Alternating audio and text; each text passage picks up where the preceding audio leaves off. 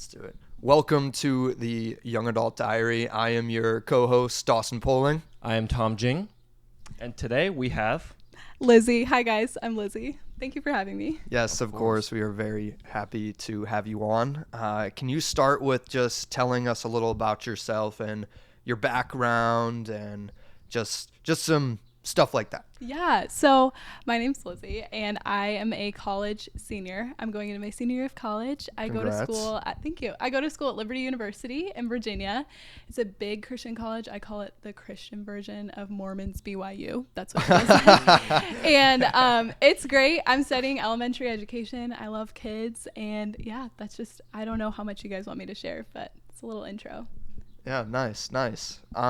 So can you share a little bit about your relationship history, not like crazy history, but yes. Yeah, no, that's an important topic of the day. So I met my boyfriend Hugh. We met my sophomore year of college. So as I was heading into my sophomore year, we met at our church's young adults group, and we started dating that summer, and then we went into long distance. So he stayed here and I went to school at Liberty. And during that time that I was at school, I started having some health issues.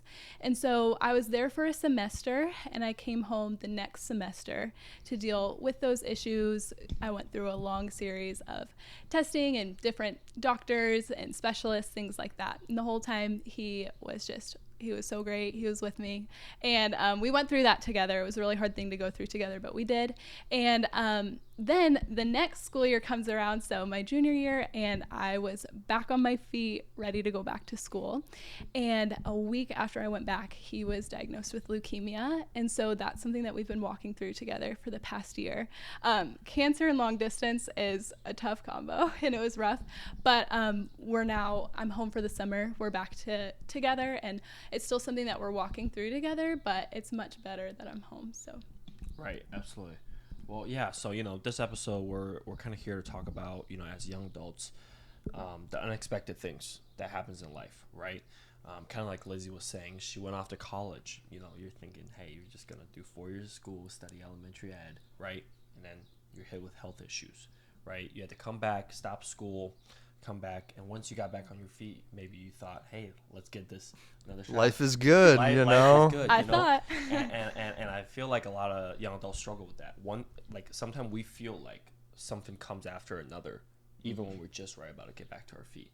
So we want to know what has really helped you deal with everything and stay so uplifted like you are right now.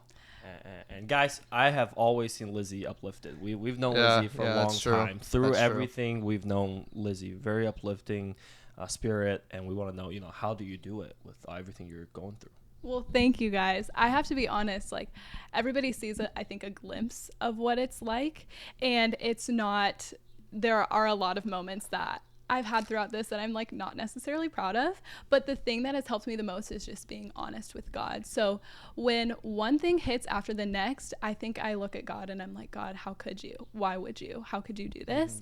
And one of my friends told me while I was going through this that as long as you are bringing things to God, it doesn't matter what emotion you're bringing to him. So that has kind of got me through. I didn't always go to the Lord with a pretty prayer and just perfectly packaged, this is what I need help with and this is how I'm feeling. Sometimes I went to him in anger and frustration and confusion. And I think that that's what's helped me through, is just being able to be honest with the Lord where I'm at and just watching him meet me where I'm at and give me grace through all of it. Yeah, so you went to college. You went to college and then had some stomach issues when you were back from college, right? I started while I was there during my sophomore year. Yeah, that's right. Yeah. That's right. All right. And at that point, you were a history major? Yes. Okay. Shout out. So we all have plans that we're like, you know what, when we start college, I'm gonna get this job, I'm gonna go there, nothing wrong is gonna happen to me. I still think that I'm invincible sometimes. I know that's false, but what were some of the emotions that you felt when you did start getting sick and it was like, this isn't part of the plan type thing. And then when Hugh was diagnosed with leukemia, it's like, this isn't part of the plan. So what were some of the emotions that you felt? To be completely honest with you guys, like, anger was a big one for me. I was just, when I started getting sick, I was just frustrated and angry a lot of the times. I also, my chronic illness journey was very complex. I wasn't diagnosed immediately. It took a really long time. And during that time, I kind of thought that God was disappointed in me or mad at me for dealing with these things. It was very confusing. A lot of my emotions were kind of all over the place. I didn't know how I felt. And then just lonely. It's very lonely to have like your own chronic pain that nobody knows about. But also when Hugh was diagnosed with leukemia, we went through it together, but we really didn't. He was here and I was at school, and I was not on the front lines. I was on the front lines emotionally, but not physically. And so being so far apart, it was very lonely for both of us. I think if you eventually talk to him, like he definitely felt the same thing. But yeah, just loneliness was a big one during that time. Because yeah, I agree with that. You know, I feel like nobody can understand your sickness, right? Sometimes when you're sick and you tell people like, hey, this is how I'm feeling, and people say, oh, I understand, I got you. No, you don't. You don't. No, you don't. All right. And truth is, we don't, because that's your illness. We don't know how you truly feel, right? You can describe it to us, but we don't know how much pain you're in or things you're dealing with. So obviously, you know, the sickness made it tough, but the long distance made it tough. You know, obviously we know a lot of couples that are in a long distance relationship. Like, how do you, what is something that, obviously you guys are still together, so the long distance is working out great. What are some advice that you guys have? That's a great question, man. You know, like, long distance is tough. Long distance is tough. I've done it. Didn't work out. You know, like, you never got your hoodie back. Never got my hoodie back. It was my favorite hoodie. Shout out. Essentials hoodie. Dead. I think about it till this day sometimes. Sometimes when I get dressed in the morning, I'm like, man, what should I wear today? And I open my drawer, that hoodie's not there. It's like, I think about it till this day. Limited edition too. Can't even get another one. Dang. Anyhow. A lot of grace. Like, there were a lot of moments, like, I'm just gonna be honest, there were a lot of moments where we could have ended the relationship and where we were both just like, I was a hot mess, like, the whole school year. I was a hot mess. Like, I did not handle things well all the time. And he even while Hugh was like sick and going through treatments, I was pretty honest with him about how I was doing.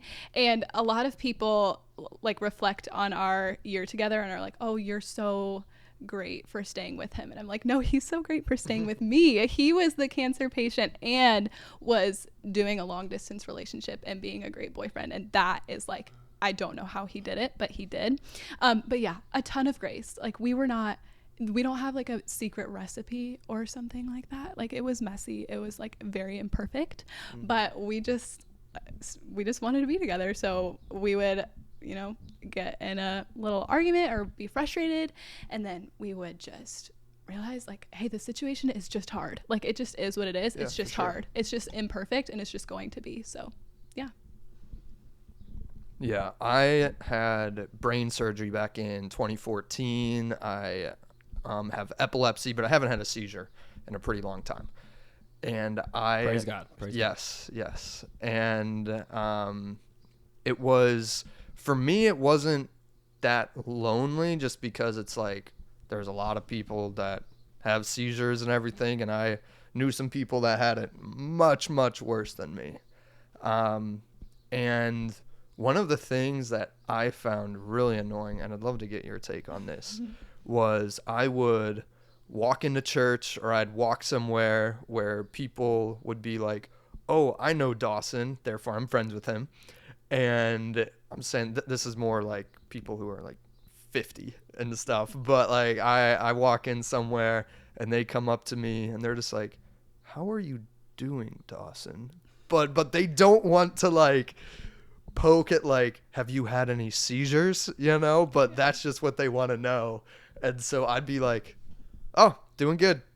Yeah. And then that was it. And I like, from having brain surgery and epilepsy, the most annoying thing was that. And I'd probably say also just I'm having another seizure. But that was so annoying. So have you had to deal with people that are always asking, like, how's your sickness, or how's the relationship going and everything? Yeah, You know? it got to the point where at school I would skip class if I didn't want to talk about how my boyfriend was doing, and nobody knew that. But I mean, everybody knew, everyone was praying for me and for him, but there were days I could not handle facing people and talking about it. I think people for the most part are coming from a good place, but I do Yeah. agree it can get really like annoying, and it's easy for me to just become like angry about it and forget that they don't know, they're just trying to be helpful. But I was a big point of contact during Hugh's sickness, which was really interesting because I wasn't there, I was far away, but I was a big point of contact. So my friends always wanted to know how he was doing, my family wanted to know how he was doing, his friends would sometimes ask me, and I was like, guys, I don't really like, this is kind of embarrassing that I don't actually have all the answers, I don't even know. Or people would ask me how I was doing, and I was like, I don't know, I just woke up, like I'm just trying to keep it together, I think I'm fine, but that could change in an hour. So yeah, definitely lots of questions from people. Yeah. So Tom, have you had any sicknesses or anything like that? So this is what I was saying earlier, that when people say they understand, they don't. I don't. I haven't been to the doctor in 12 years. Wait, you did have like a foot infection though, right? That's the only time I've been to the doctors in the past 12 years. But that was caused by my own stupidity. Wait, how? Oh, you know how. We need this. We need Yeah, story wait. Give a little background. How? story. How? Story time. I think Lizzy needs to know Yeah. how Okay, you so got your I foot had infection. I had a really bad foot infection, like to the point where I couldn't put my feet in my shoes, couldn't walk. Were you there when my foot was infected, or you just saw pictures of it? I saw pictures of Okay, it. yeah, it was bad. You could attest to it. It was bad.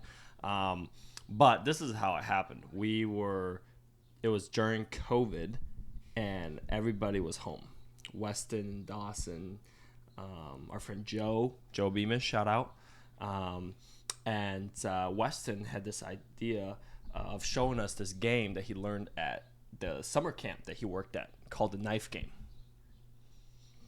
Yep. So pretty much you stand in a circle, and you have a butter knife. And Weston taught us how to throw a knife so that the blade would go straight down into the dirt, because it has to stick into the dirt. So we're playing, and the goal is that you want to hit it like as close to them as possible, and to make them move so that they would fall. Joe threw a knife at my feet, and I was actually the only one that was smart enough to wear shoes. Everyone played bare feet. I was the only one that was smart enough to wear shoes. Good job. It hit me, and it hurt. It like started bleeding and stuff like that. But I put a bandage over it. Whatever. Yada yada. Yeah, it's yada. all good. All good. Washed it. I'm sure it's fine. Put a bandage over it, and then this was in the summertime. And I remember the next day we had the car show and the cookout at church, so with bags and everything too. So we were playing bags outside all day, sweaty and stuff like that. Came home, took a nap, stuff like that. That night, I think probably from the sweat or whatever, my foot got infected and everything just started. Whole foot just started blowing up. No. And Mrs. Poling was like, "We got to get you to the ER." We went there. They gave me a shot in my butt. And then a little antibiotic shot in my butt. And then some other antibiotics that you take, with a meal or whatever. But that was the only time I've been to the doctor in the past 12 years. Lord bless, haven't really had to deal with any sicknesses or anything like that. So I feel for people when they're telling me they're going through sicknesses, but realistically, I'm like, hey, let me know whatever you need. But I really don't understand what they're going through. That's traumatic. That would send me the foot thing. It was rough. That's crazy. Yeah. But dude. yeah, and I feel like there's more people that are like me too. Where I just don't understand it. You know, I don't understand it because I haven't been through it, right? And you don't understand it until you've been through it. So, yeah. Yeah, God bless, you know. Hope for continual health. Thank you. So, question for you. Let's take a step back and think about the average young adult who may not have like the health issues, may not have the tough relationship things that they have to work through, but someone whose plans just got uprooted and they're like, what the heck do I do?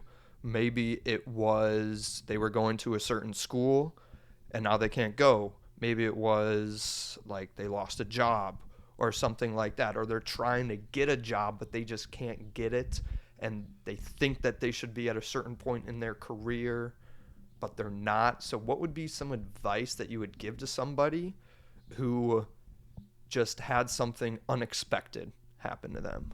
Yeah. The first thing I would say is you don't have to like your circumstance. Like, you don't have to sit in it and just pretend that you love it and that you're perfectly fine with where you're at.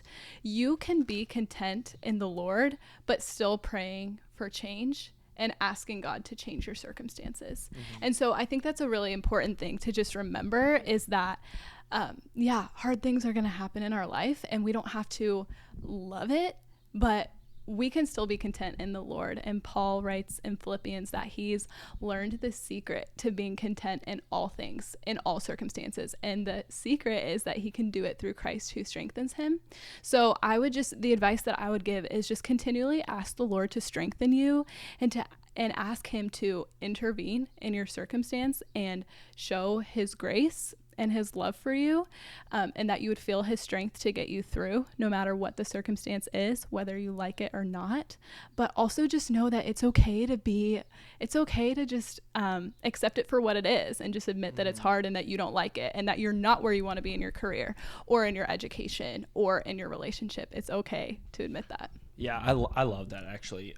And I have like just one more thing to add to that. You know, I feel like a lot of college students who are just graduating now, they're having a really hard time finding a job, and you know, they're at a situation where they don't like, you know, but it's okay, right? Kind of like Lizzy said, put your faith in God, be content, right? Something that I would love to add to it is just to ask for help. Yes. Like people, yes. I don't know if it's an ego or pride thing, but put that away when you're struggling and just ask for help. Number one, ask God for help. Pray and ask that he would provide an open door for you, an open path for you, and then ask people around, right? Yeah. If you're a college student, ask God to open that path for you. Ask him to guide you in a direction that you should go for your career, for a job. And then ask people around you, right? Ask your parents, ask your friends' parents, right? People that you know are going to be willing to help you out if you ask, right? Yes. Like, and you know, that's something that I've found been really helpful to me. Like, I am not shy about asking for help at all, dude. Like, if I need something, I ask right away, and it's important. People are more willing to help than you think. Definitely. You know, and it is not a pride or ego kind of thing, right? It is not embarrassing to say, hey, I can't find a job. I need your help. Okay. Yeah. Okay. It is not embarrassing to do that. Okay. Please do that. You know what is embarrassing? You don't have a job. All right. That's what's embarrassing. So yeah, it's embarrassing to not have a job and just don't ask for it and don't do anything. And don't do anything about it. That like so, you can be content in that circumstance of not having a job, but still praying for change and seeking help.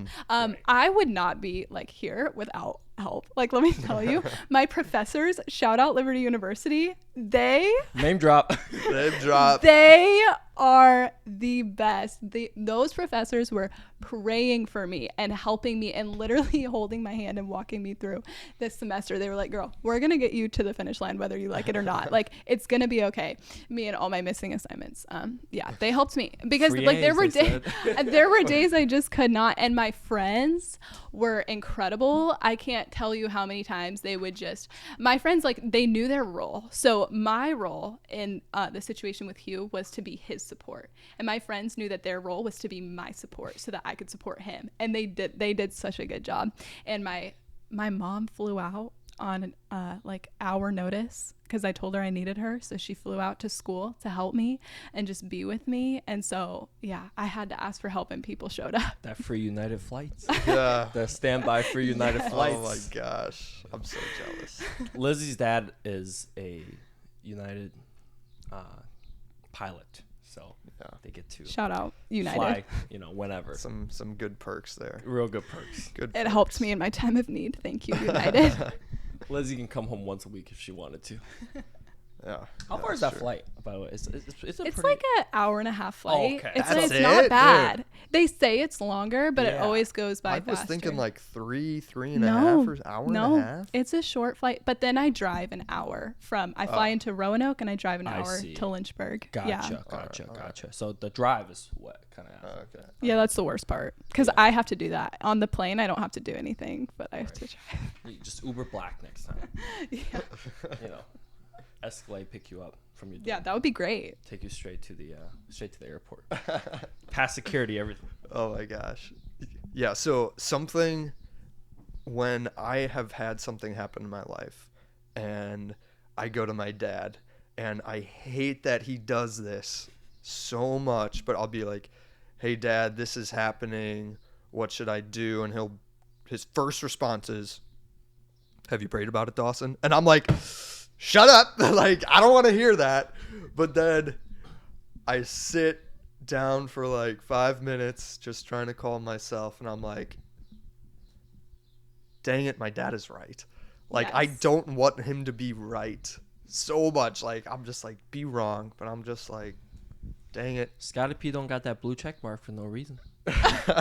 Yeah, I had very chaotic prayers throughout the school year. I was actually just last night looking over my prayer journal for this past school year because I wrote everything down and I would bring it. I started going to therapy, which was great. That's another thing, like, that helped me a lot. I needed that help and I got that help. And so I would write my prayers down and then bring that to my sessions. And I was reading them last night and I was like, wow, God got no filter. I mean, there was no filter on those prayers. I was very honest about how I was feeling and what was going on and what I needed from him.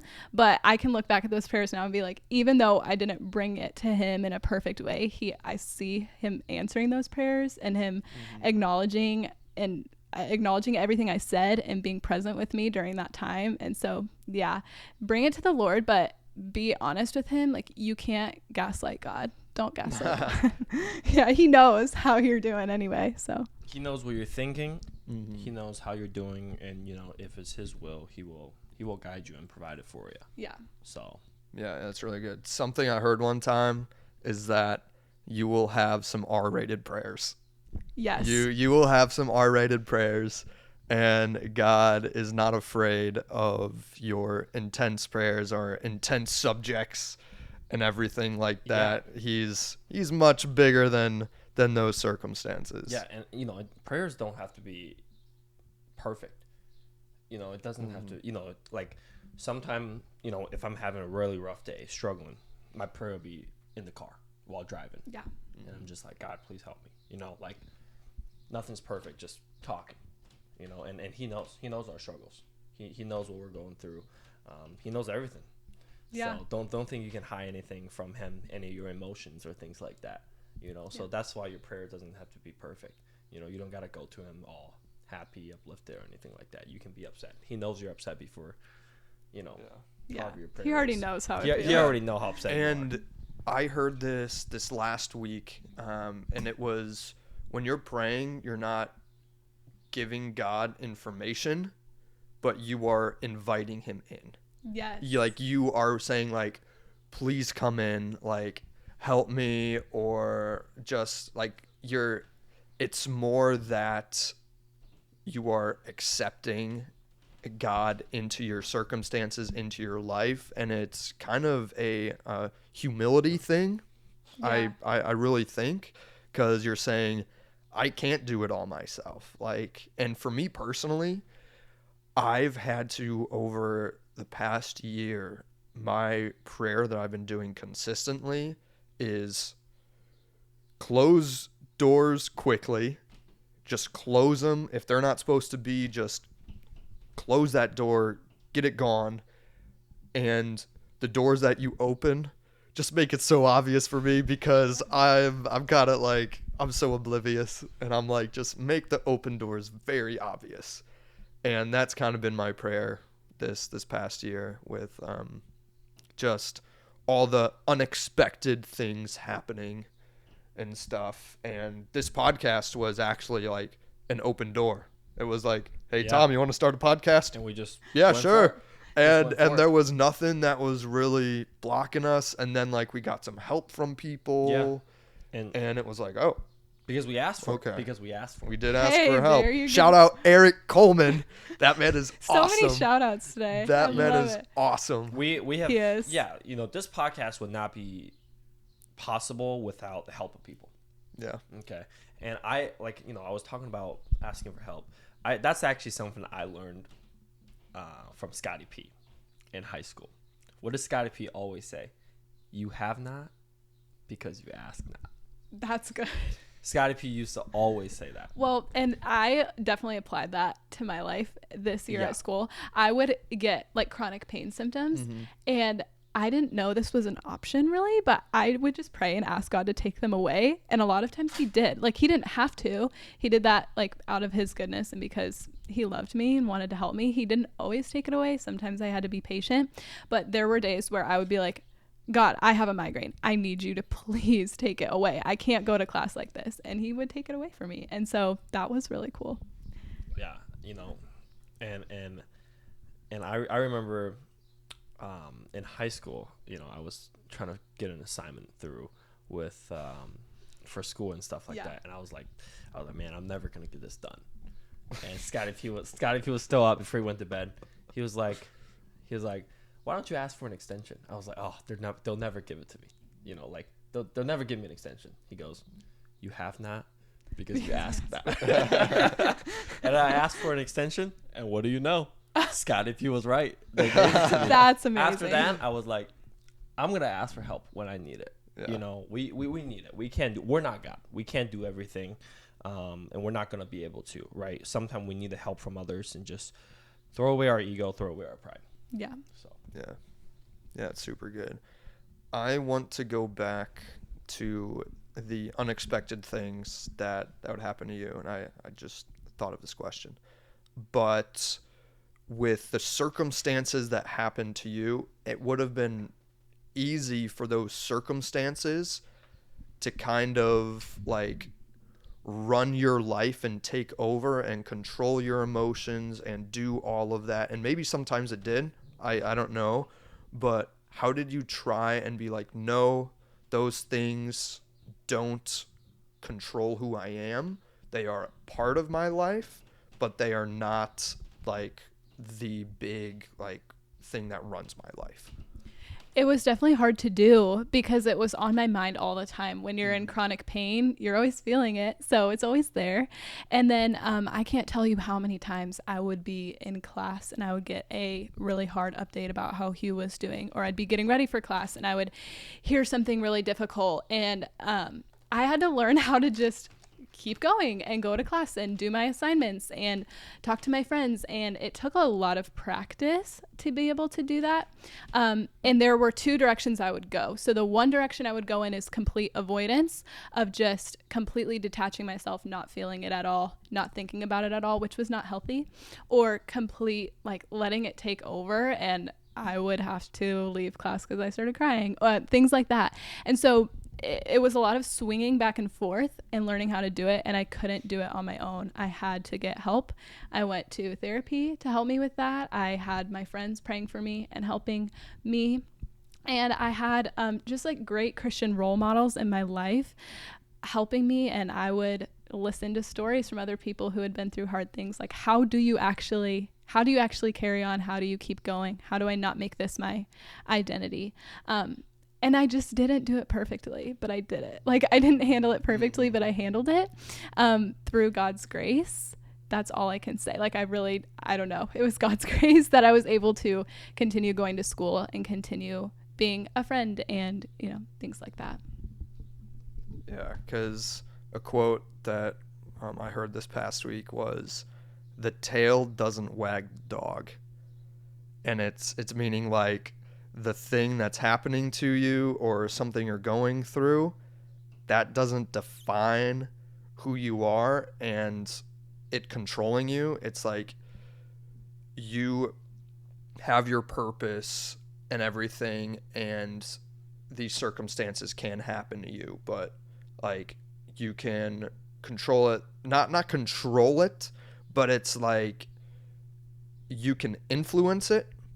It shouldn't take over and like control you and consume you and be like, I guess my whole identity for myself is someone with epilepsy, Right. like no, that's like my identity is not someone who has seizures.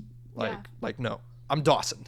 Yeah. Like Yeah, and that's hard. I think like at the beginning when I first started having all my health issues, it was just constantly on my mind. So it did become who I was, and that was what I was going through, and that was what my life was all about. But it's been a long process of learning how to say, okay, these symptoms are here and I don't like them.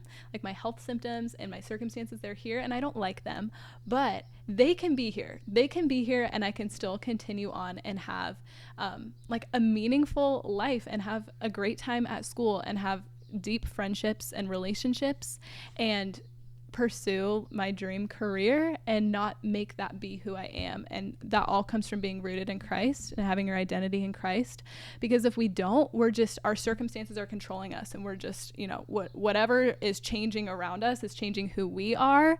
But if you can stay firm in who you are, your circumstances can change all they want to, but you're still the same and your faith is still the same. So Right. When you let your issues take over, that's when you stop being who you are.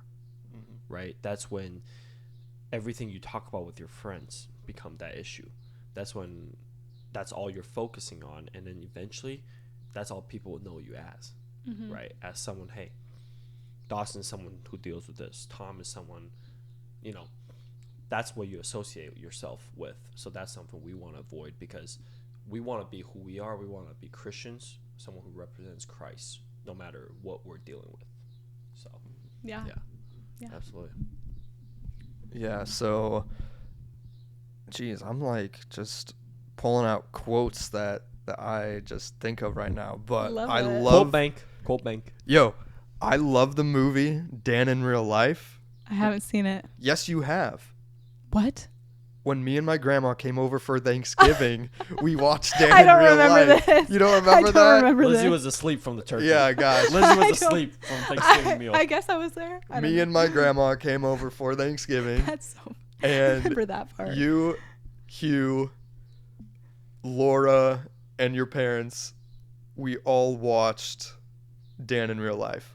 Wow. And I can't believe that's so sad. But there's a quote at the end of the movie, and it is, the only thing you can plan for is to plan to be surprised. Yes. And it's like you can plan all you want, but in the end, you just have to know that stuff's gonna be different. Stuff's like your plans will change. Something will come up. It could be bad. It could be good. And yeah, that's kind of the last thing that I have on my mind. This is what I say and about plans in life. Okay, day by day, because people are always telling me. So, I'll give you an example right now. Something that's happened to me very recently. I bought a really expensive car, and everybody, and I know everybody's saying this for good. I do. Everybody's like, that's not financially smart. You should have saved that money. I know. Well, let me tell you guys something, okay? I'm genuinely a pretty knowledgeable person, and every time before I make a bad decision, I already know it's bad. Perfect. I already know. Okay, it just depends on whether if I decide to make it or not. And this was, they're like, hey, you need to plan out your financials, right? You need to plan this, plan that. And I'm like, plans can always change. You don't know. You don't know. Like, plans can always change, right? Don't worry, I have an emergency fund if something happens. Good. So I'm not like that financially stupid. Yeah. But your plans are always changing. You don't know what's gonna happen tomorrow. And one thing from the Bible that I always believe in: tomorrow is not promised. Tomorrow is not promised. It is important for you to put your faith in God now, because tomorrow is not promised. So the moral of the story is, because tomorrow's not promised, go and buy yourself a Range Rover. Amen. I actually like that. I think that's good. Make that bad financial decision. I think that needs to be. Buy that car you want to buy. This is your sign. If you want to make a purchase, do it. Do it now, because tomorrow's not Go and spend all your money. Do. Buy everything you've ever dreamed of. Yeah. Because when it comes to tomorrow, it is not promised. So. And if tomorrow was not promised for me and God took me away, you wouldn't have that car anyway. I don't got no regrets. I have no regrets. Gosh. Okay, I think if we let's make this deeper, because I love this, but tomorrow's not promised. So I think every day, like when you're going through something hard, ask for the amount of grace that you need for that day, and for God to get you through what you need to do that day. It can be very overwhelming. When Hugh was first diagnosed with cancer, I asked so many times, I was like, can somebody give me an agenda? Like, I need a calendar. Like, how long are these treatments going to go? What's the plan? Also, what is chemo? Also, what's going on? I need it all laid out for me. And I want to see the 3-year plan or whatever it is. And nobody could give me that. And they were like, we don't have it because we don't know how things are going to go. And that really made me mad. And same thing with my chronic illness. I was like, I need to know what's happening when. But we don't always get that. And I think God does that on purpose. He wants us to focus on what's in front of us, the amount of grace that we need for that day. He has specific plans and things that He wants us to do one day at a time. And if we take our circumstances and just look at them from a bird's eye view, we get overwhelmed, because that's not our job. Like, God's really good at His job of overseeing all of that. So we don't need to. We just need to do what He has asked us to do. And that's honestly how you can get through it, is if you are looking too far ahead, it's not going to be good. It's going to be overwhelming. I agree with that so much, and I think that applies to young adults, kind of like what I was talking about. You're in college, right? You have this plan. Hey, we're going to go to college, 4 years, we're going to graduate, we're going to get a job, right? You have a 5-year plan, right? People always say, hey, where do you see yourself in 5 years? I feel like we as people who are in college or just graduated college, I feel like we get asked that a lot. I've gotten asked that a lot. I hate being asked that question. Yeah, I'm like, I don't know. It's like, bro, chill. Yeah, I just try to figure it out. I don't know what's going to happen in 5 years. Dude, I don't know what's going to happen next week. 5 minutes. Like, what? I don't know. I don't know what's going to happen. I don't know what's going to happen. This podcast might never finish. You don't even know. But you never know. But, there is no 5-year plan, right? Sure, you can have it on your own, but God's going to have a completely different plan for you. God's going to have a completely different plan. You say, oh, I want to be married, have a house. That could not happen. That all that could go away in 5 years. So it's, for me, like, as a young adult, and my advice to someone who is a young adult, seize the opportunity you have in front of you, right? Kind of like Dawson and I were talking about this podcast. We just decided to do it. There really wasn't any planning or anything. We just decided to seize the opportunity that was provided in front of us. We asked for help and we got it moving, right? There was no plans for it. And I would just say, seize the opportunity in front of you, go day by day, and trust in the Lord that He's going to provide for you. Yeah, and throw away the 5-year. Guys, I had a 5-year plan, and I haven't followed a single thing on it. Give us your quick rundown of what I was going to go to Cedarville. That was in my 5-year plan. Okay. And I was going to study elementary education, which I did end up doing, but I didn't go into college doing that. I went in as a history major, shout out. And I switched to elementary ed with an endorsement in middle school social studies. So anyway, that was a whole situation. And I was going to graduate at the same time that I will now.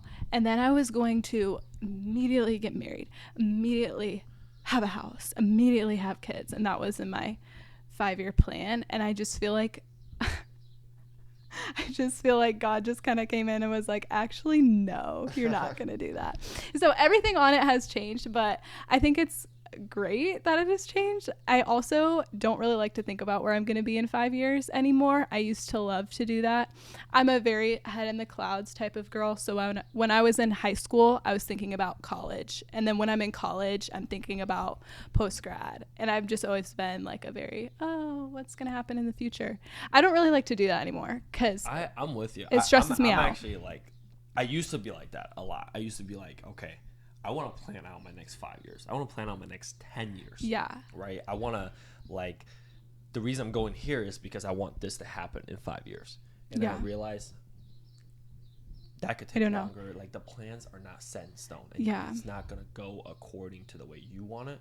It's going to go according to the way God wants it. Yeah, and like, don't get me wrong, I have my wedding board on Pinterest and like all of that. Every girl does. Like, don't get me wrong, guys. Like, I'm thinking about it, but it's not like. I'm sure it's always changing too. You find a new style. Of yes, it's like. It's so I can't keep up with it. Changing. I can't keep up with it. Yeah, but so write it in pencil or throw it away. Right. Yeah. You know, I want you guys to comment give us a quick brief rundown of your 5-year plan. Tell us how it's going. Tell us how it's going. Did it happen? You know? Oh my gosh.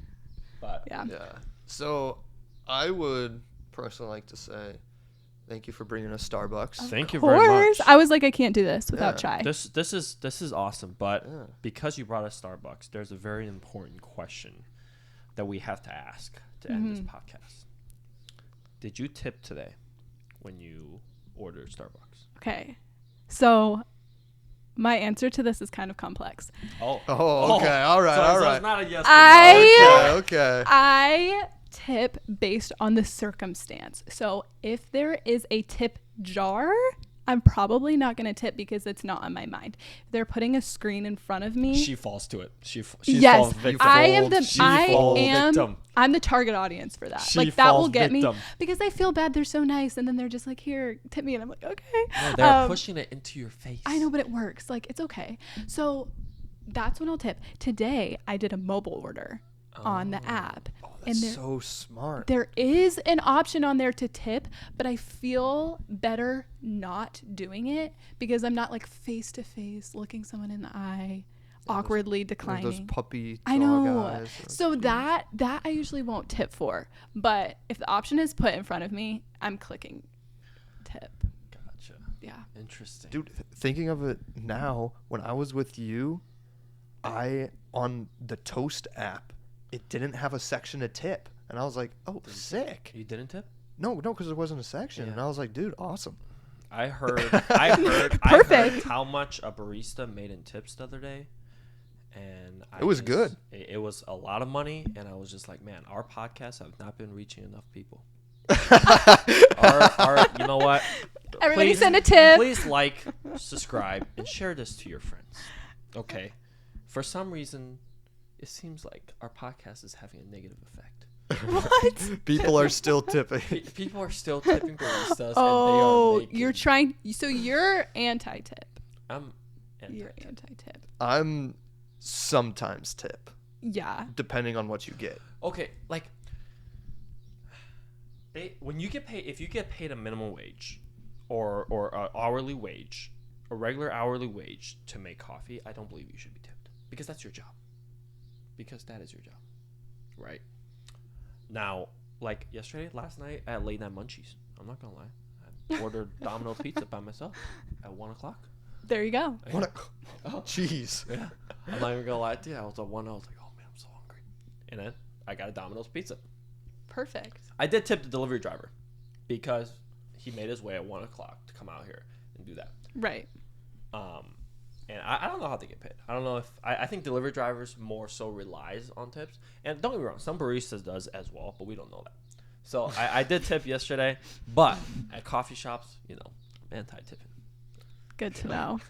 It's not for me. Especially, and also, do not put the screen in my face. Because when you put the screen in my face, 100% I'm clicking no. I can't do that. It's It's so awkward. I hate it when they put their screen in my face. Yeah, they're gonna flip it around and say like, "Oh, it's just gonna ask you a quick question." Yeah. That's always what they that's, say. That's not as bad. Have you guys ever had Dutch Bros or no? No. I know don't you know. have when we went to the Colorado trip. The remembering things for me. I know.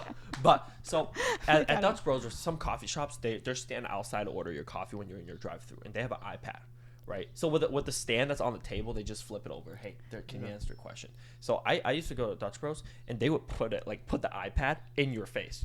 Hey, would you like to tip? They would ask, would you like to tip?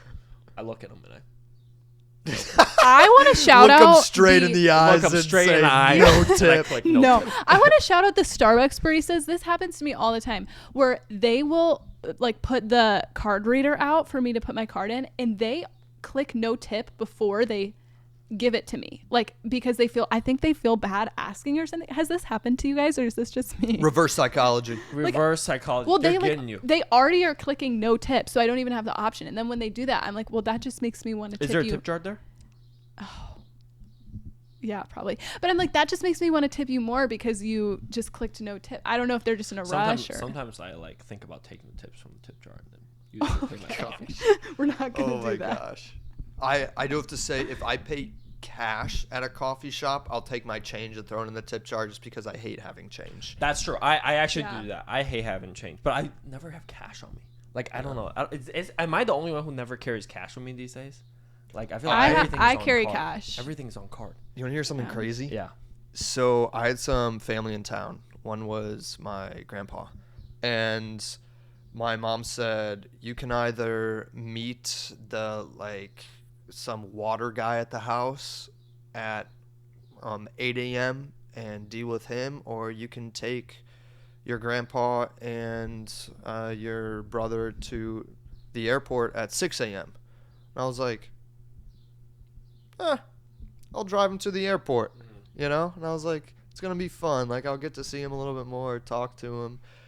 And I thought I was just doing a good service, I didn't know that I was going to get tipped. Pop-Up gave you a tip? Pop gave me a tip. Oh my god. It was a nice, so that's the only reason I have cash on me. It Awesome. was a nice tip.